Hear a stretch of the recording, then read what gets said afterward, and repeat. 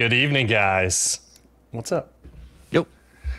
So, we've seen some interesting things as it relates to Rivian R2 over the last week or the last week and some change. So, I think that's a good thing to bring people up to speed on. So, RJ's made a number of posts, and also I think everyone on the Rivian email list might have received an email earlier today, but we can talk about what was shared.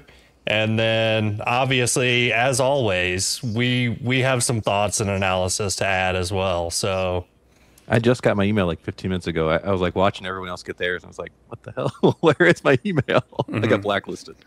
Yeah, I was So I was let's way see. late as well. So, you were way late or waylaid. Those are different. Well, yeah, way. My email arrived right about the time that Chris's email arrived. Way. Oh, late. wow. Yeah. So the one that I'm looking at arrived at 2:18 p.m. Central this afternoon. they even did a stories.rivian.com blog post earlier today too, and then that was kind of tied to that email, so you could get most of the content from that stories.rivian.com blog post without having the email. Well, cool. Well, a lot of people got the email. Possibly there may not have been a ton of people that saw some of the other updates from RJ's various posts, and I don't know. Hopefully one of you two guys might have some of that handy, or at least be able to talk about it here for a second. I have it handy because that's what I usually do while you guys are talking. Appreciate that, Chris. Yeah. The one. I will just say also that like this is if they're watching About Damn Time, it doesn't sound like it doesn't seem like they did anything for a long time. Like we made our reservations in March of 2024, and then here we are a year later, and now we're getting content finally. Over a year later. Yep, over a year later, we're finally getting content. Yeah. Like it was radio silent. I was actually concerned that they're gonna lose a lot of reservation holders to the new Model Y, but thank God it looks ugly. So now they've got some content coming out, and mostly from RJ. So let me share that. Let me see how I do that. Present. Yeah, while you're pulling up, I mean, they were testing R2 in Alaska, right? That was one of the first posts mid last week. The casting, as you're showing there. Yep, this is the first big post where we showed that they are using castings, full on front and rear castings for and structural battery pack, very very Tesla-y. And then he later, let me go back and scroll up. He later shared this post of the body, right? And the body's got a nice little number 16 right there. So there's probably right here. So there's probably like 16 at least of these. Yep. And then today he posted this one with the E-code. So this is actually, you can see the charge port right there on the driver's side. Boo. At least the driver's side rear. Yeah, better than nothing. Rear. Yeah. It's better than the alternative. You can also see it's rather large in comparison to that little sliver of a charge port that was on the prototype, which was an AX port. So you can definitely tell that they've made it in a way that can go Europe and overseas because it can do CCS. Yeah, that's the big news. He shared 3 different stages of R2 in the past week or so. Correct. Yeah, and so I'm kind of curious. So that picture that's up there right now, Chris, does that have the die cast welded to the body already, or how? Yeah, I mean, it's obviously not a traditional frame, like the R1s. Yeah, I would So think the casting would be here and here. I can't tell if it's in there or not. I would guess maybe. I would assume so if they're okay, going through the eco process. Yeah. right, I was also curious what yeah. this thing is right here. What is this? Conspiracy theory is LiDAR. It definitely could be, and I would hope so. I would hope so. Actually, I mean, that's another thing that we can pick up another time. But there's been a lot of buzz around about, and I haven't watched it. I haven't read all the things, but Mark Rober, an incredible YouTuber, did a test with Tesla camera vision only versus LiDAR equipped. And I haven't watched it yet, but I've had strong thoughts on that for a very long time. And after that video, by the way, what is it? What is the name of the company? Luminar, Luminox, one of those two, a big LiDAR manufacturer. Their stock just absolutely went through the roof. So pretty interesting stuff. But no, I hope the LiDAR is there for sure. Another thought was it was potentially was like telemetry, right? Like the sensors and stuff, and there was like a pop out for that. But if you look at our trucks and the R1, that does not have that cut out in it. So I don't know.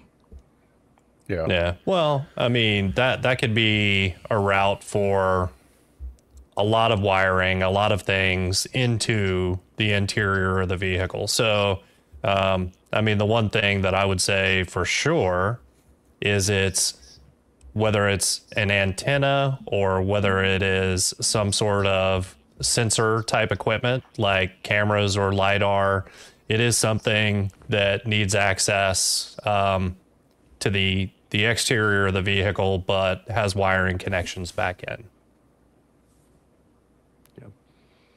So the next thing is like showing the factory. I don't have that one handy though.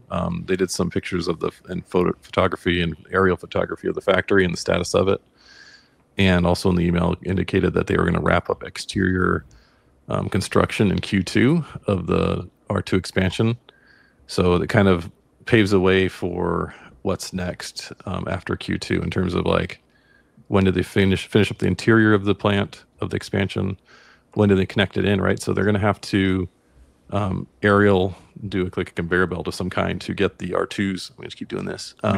Get the R2s to the paint shop, get them painted, and then final assembly and all that stuff. And so that's not done. And then after that, they obviously have to do all the interior stuff and then start building them, putting the automation in place, all the machines and all that, build the lines. Oh yeah.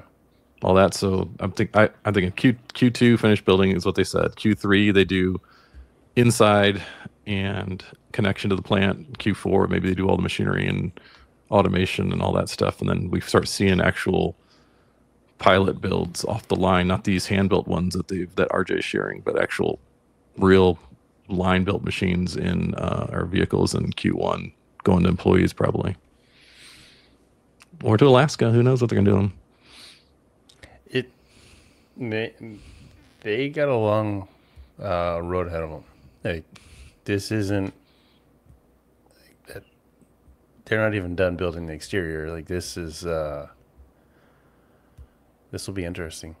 Like Q1 2026 is. That's like right around the corner. I know it sounds ridiculous, but we're already almost 4 months into 2025 already. Like, it's a very tight timeline. Like get into Q in first half of 2026. It's going to be tight. Yeah. And I don't see how they're going to somehow miraculously finish the plant and start shipping vehicles by the end of this year. There's some people out there that are crazy thinking that's going to happen, but I'm a realist. I'm like looking at the numbers and looking at what they've done so far, and it's tremendous what they've done. But actually shipping a vehicle, right? It's next year. Well, and so I think go ahead. I would tend to agree for customer deliveries. And I think that it's appropriate for Rivian to set that expectation that R2s will not be, let's call it, generally available until 2026, but there will be R2s rolling out of that plant this year. I just don't think that they're going to go to regular people that have reservations. Yeah. And the other thing that I will say, I highly doubt the pictures that he showed, that RJ shared, are hand built. It may be a bit more manual, but they're going to be using a lot of the same software, a lot of the same robots and automation that, you know, they have experience now with 3 different vehicles, right? And I doubt that they're going to move to completely different platforms. So I wouldn't call those hand built. I would call them early, you know, production testing models, because they're trying to get all that stuff lined out right now without any doubt. Yeah, the stampings that he shared yesterday or the day before, those ones I believe are stamped somewhere. Like they have a plant in Michigan, so I think maybe like a prototyping facility in Michigan. Maybe they stamped them there. I don't know, but they are definitely testing. To your point, testing their machinery ahead of time. Yes. So they will be like full on production built machines, but they won't be like through the automation. They'll be like that's what I'm calling hand built, just to validate the parts can come together. Parts all go together, and electronics work and cameras work and all that stuff. Everything comes together as a finished product, and those will be hand built, but using the equipment at least to do as much as they can without automation. Yeah. So I would agree with you. Those will be. I think they're going to take whatever the 16 or however many they actually have with the bodies. They're going to take those and then build those out, is my guess, and then we'll see. I don't know, a couple dozen of those driving around later this year, and it'll be cool. So yeah. Anybody living in normal, we might be taking some good pictures possibly soon. Oh yeah. There's you, Zach. And I hope they get them out to the spaces, because R2 is going to be the vehicle that is really the true springboard for Rivian's longer term success. And I think more people need to see them, and, you know, be able to sit in them, be able to check them out, even if they aren't final production models. Get them out there. Yeah, I think we mentioned this, obviously not last week because we didn't record. It might have been the week after last, or maybe even prior to that. Anyways, I think we mentioned it previously, I'll say it that way, that the R2 customers aren't going to be the same customers like we are that are going to be willing to wait. Like, they'll jump. Maybe not to Tesla, because everybody seems, a large portion aren't buying Teslas right now. But they're going to find another vehicle to go to, whether it's an EV or a gas vehicle, because they're not going to wait. So the more that Rivian can get out in front of this and continue sharing updates, showing vehicle progress, all of this stuff, build hype, everything that Skylar, you and I have talked about till we're blue in the face over the last, year and change. Once R2 got close, build hype, like get people excited about the product. Why did Rivian take 1 year and 18 days between, announcement to finally showing something on the socials of R2 progress? That's crazy.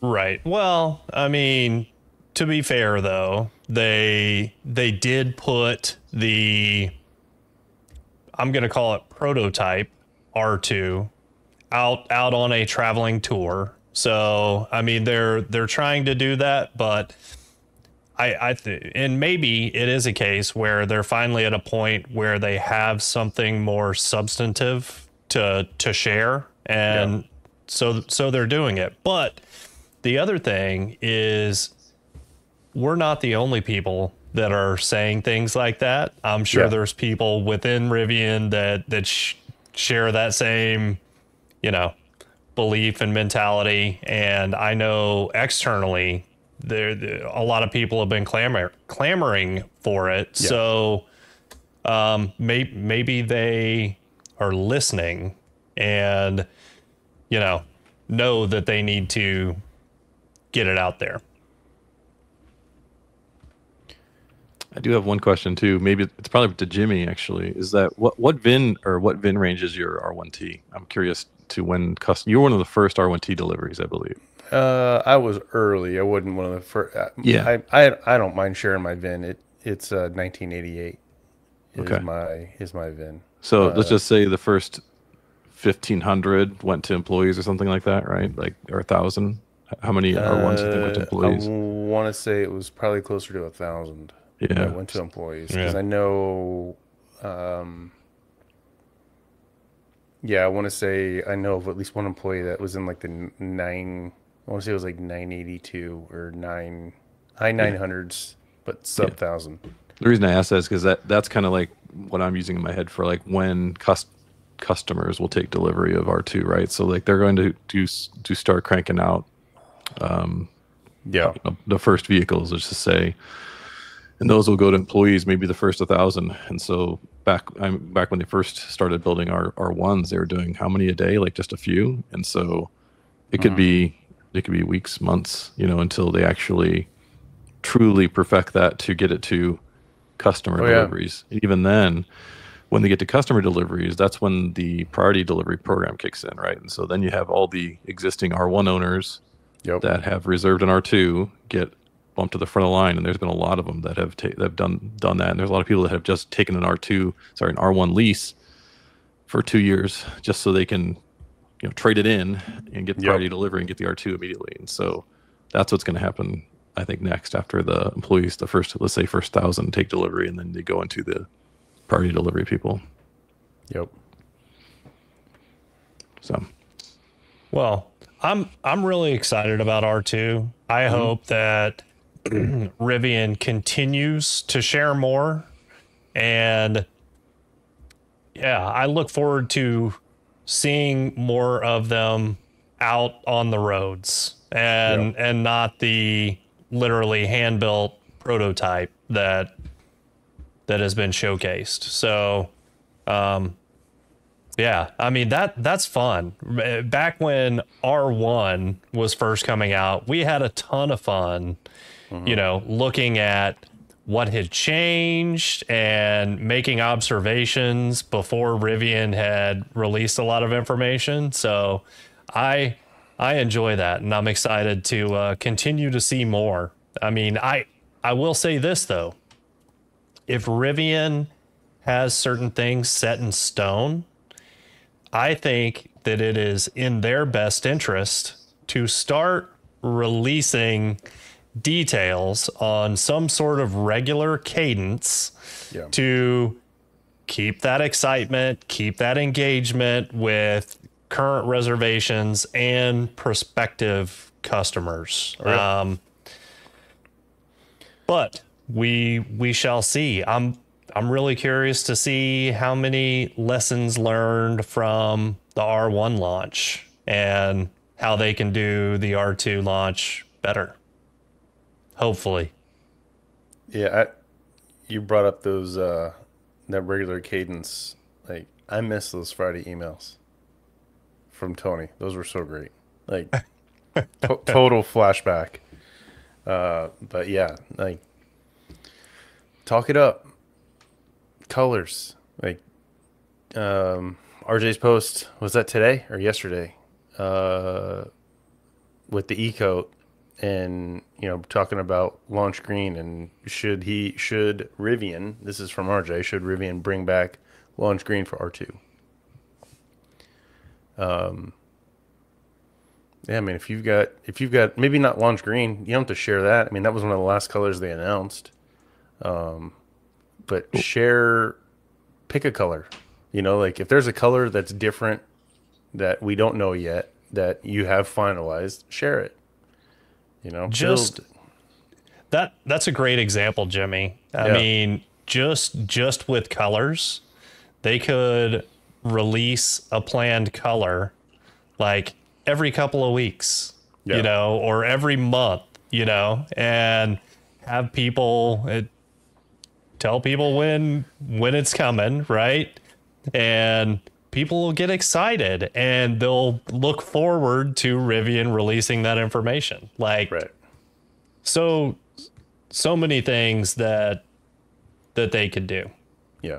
And it also it'll drive traffic to the website because people will I'm gonna We'll tell be some talking I'm, about I'm it. gonna tell Yeah. I'm gonna tell 100 people that there's a new color coming out. And 32 of those 100 will definitely go to the website just to see it. Because they hear Yeah. me talk Well, about Rivian all the time. get it. Yeah. But get it out there and let, you know, Chris share it on Twitter and people talk about it on all the different community sites. I mean, yeah, get it out there. Let make some waves, right? I mean, it will ripple out. So Yep. fun stuff. Well, guys, it's almost time for the live. So I think we ought to wrap this one up. There's more stuff that who knows we'll talk about on the live, or we can record on next week. But yeah, a lot of good stuff to get to. Definitely. Thanks, guys. All right, see you in a couple.